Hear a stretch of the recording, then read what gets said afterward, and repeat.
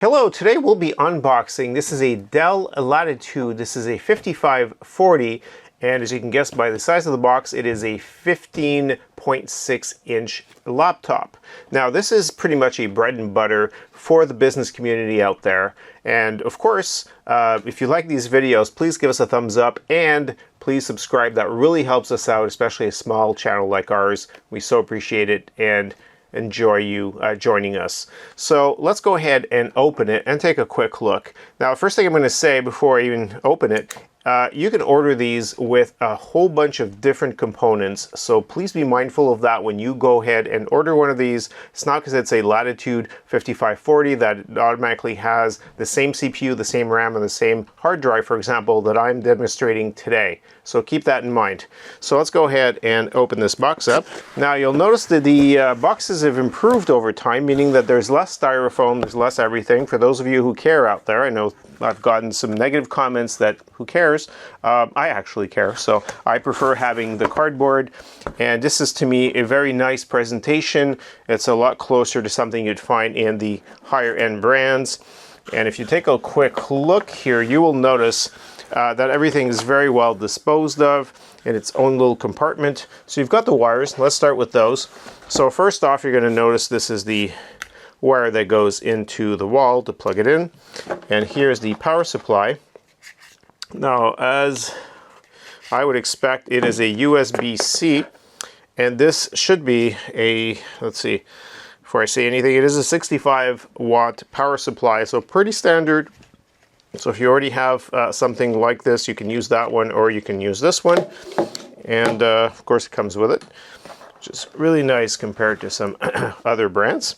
So let's take a quick look. There is a little tiny bit of documentation. Keep in mind this is really just warranty and stuff like that, but it does let you know Latitude 5540 is written on here.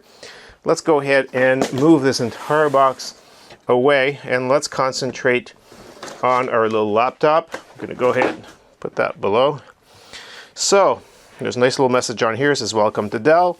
Now these are a little bit heavier. Of course they are decently sized, and they're made really for the everyday office worker out there. And depending on the processor that you select, you can get a pretty powerful machine with very decent specs. So that's why it's my go-to when someone's asking me what do I use for business. If you can get these on special, they're a real steal right now for what we got them for, and definitely worth it. So it does come in, just because I have it in my hands, at a whopping 3.55 pounds, which is 1.61 grams. So it's a bit on the heavy side. But then again, most people are going to put them on their desk, plug them in, and it's going to stay that way. If you've got multiple monitors, you can go ahead and get yourself a docking station potentially. And if not, you can use it as is. This one's interesting because it comes with a little mark there. So let's go ahead and open it up. Now, depending on the country, of course, you may have a slightly different keyboard. This is the US keyboard. One of the questions I get a lot about the laptops is how far back does the screen go?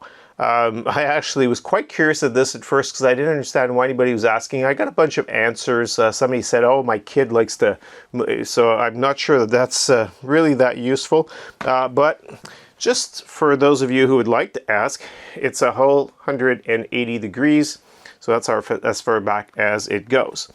Now let's talk a little bit about the screen because it's so big and the first thing you're probably staring at. So this is a 1920 by 1080, so it's full HD. Be mindful that you can get it with or without the touchscreen. So if you're getting without the touchscreen, please don't write to me and say, hey, it doesn't work when I touch it. It's an available option. All depends on what you ordered.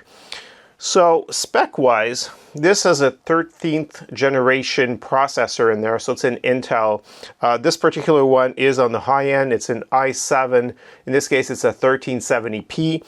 And so if you want to have more cores, you want to have more processing, this is where you want to go. This is the largest one or the fastest one or the most powerful one you can have in this unit. You can also look at the 1340, the 1350p. And you can go all the way down into the i3s, i5s, in the U series. So those will have longer battery, less processing power. So it depends what you're doing. If you're pretty aggressive and using a lot of Excel spreadsheets, you're doing a whole lot of tabs, you're maybe playing light games on here, you want a better processor. I know you're probably not going to use games in a work environment, but just thought it also breaks into the perhaps video, you're using a lot of Teams, using a lot of Zoom, that kind of thing. So it does use more processing, and it really benefits from having a GPU. So again, check the specs when you order these to make sure you got what you have.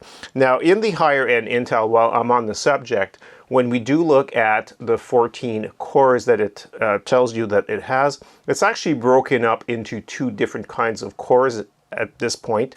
And so what they've done is they've mimicked, I'm not going to say what other company, but they've mimicked other companies in whereby you have 6 cores that are designed or called P cores, and you have 8 E cores. So the P are for performance, and the E are for the economical. So basically the energy efficient processors that really, if you're not taxing the machine, then it will use those cores. If you're doing things that need calculations and whatnot, if you're using, doing graphics or those types of things, manipulating audio files potentially, or doing compression, then you're going to hop onto the P cores.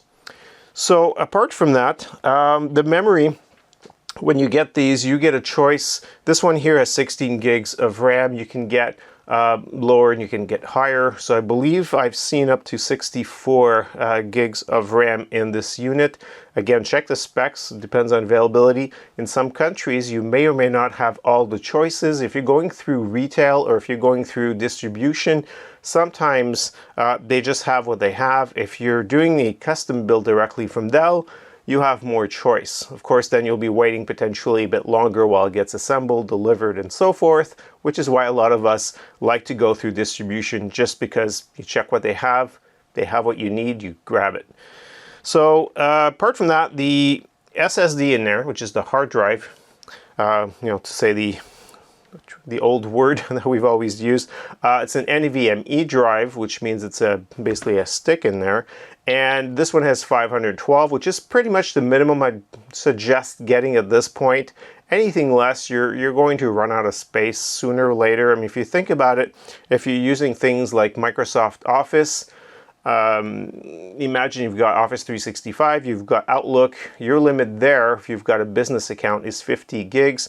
Well, if you get a 250 gigs, I mean, you're potentially using a whole lot of stuff with emails, with please don't comment to say, oh, no one has those sizes of mailboxes, because I can list you a whole bunch of clients and people that I know that have passed the 50 and have gotten into the higher end subscriptions at Microsoft just to be able to get more, for example, the E offering as opposed to the business. So the drive, you can get higher than that, so you can go into a 1 terabyte and so forth. Keep that in mind when you order it yet again. The other thing that I've noticed as well is the battery. Now the battery, when I ordered it, it comes with what it comes. So what I was able to see is that there's 2 offerings, which is a 42 and a 54 WH. So I guess depending on that, it's going to determine your longevity and how long you can, not longevity, but how long you can use it. And again, even if I was to tell you, hey, you can use it for 6 hours straight, it all depends on what you're doing with it. So if all you're doing is going to websites and researching things on ChatGPT or Google, whatever it is, it's a whole different usage than if you're playing a game, or if you're doing video conferencing, or if you're crunching numbers and so forth, if you're running small database on here potentially, or if you're using a virtual machine using VMware or something like that on top of your OS. Well, that will consume a whole lot more battery power if you are on battery power, of course.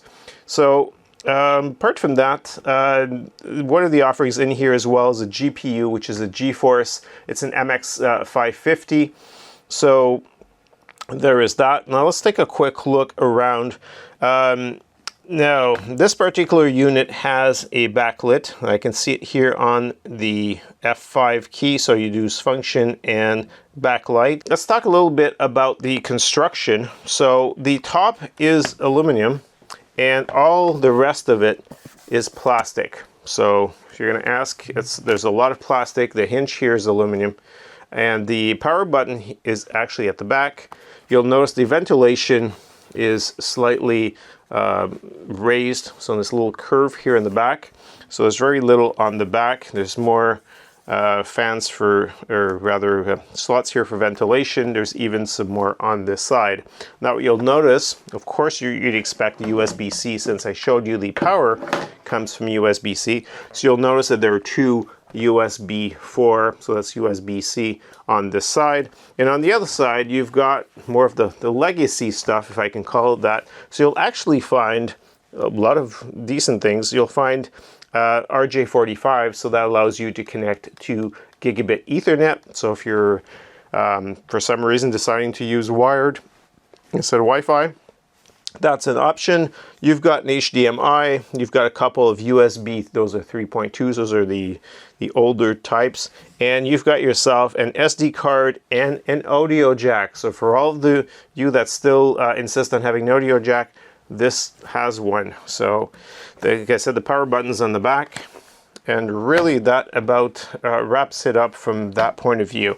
It does come with Windows 11 Pro. Again, check. For all I know, in some locations or some countries, it might be available with Home as well. Not sure, but everything I've seen was just Pro, and I don't believe you can still get it with Windows 10 Pro.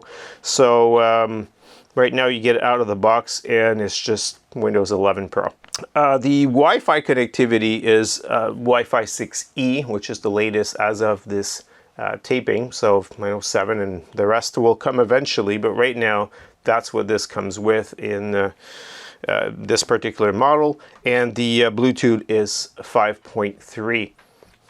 So that about wraps it up. It's a really nice little laptop. Again, it's very, I guess, boring in many ways, but you know what? Sometimes boring is the attractiveness of it, because it just works. It works very well. You don't have to worry about, new model, new design, new anything. This has been, tried and true and proven in the field. A lot of people have used these. They're very, they last pretty long. Knock on wood that this model continues. But from the way I look at it, as they evolve, they're basically integrating newer processors, newer chips on the motherboard, newer Wi-Fi, including the Bluetooth, which is integrated pretty much. And so at the end of the day, they're keeping the designs that are working well, and they're just very slowly evolving as the technologies progress. And from that point of view, it makes it a very stable little package and laptop. So I'm Bob Pellerin, CTOBOB. I hope this was helpful. And of course, I welcome any comments you may want to leave us below. We totally appreciate those, and I do try to get to them as quickly as I can. If you want to become a member and support this, you can also do that. And of course, you can also visit us at www.ctobob.com. I also want to plug my latest book. It's been out since June 6, 2023. It's called AI Business Strategies. So if you're thinking about AI and you want to read, this is not about ChatGPT. This is really about integrating AI from a higher level. It's meant for business owners, executives, or people who are thinking about the different industries, how AI is going to integrate and what kind of benefits you can have, be it cost cutting, performance improvement, so forth. It's all covered in my book. So leave some comments below. It's available on Amazon.com, so check that out. And if you like sci-fi, I've actually re-released a book I wrote 25 years ago, I guess it was, 20 years ago. It's been a while. And called Death of a Sanitation Engineer. So be sure to, if you enjoy that, you can visit bobpellerin.com. That's my author site. And you'll notice that there's a whole bunch of other books coming in the future. They're all written, as you can see. I just need a publisher at this point, or I'll go the Amazon way if there's enough demand for it. So look forward to those. Thanks so much for watching. We'll see you in the next video.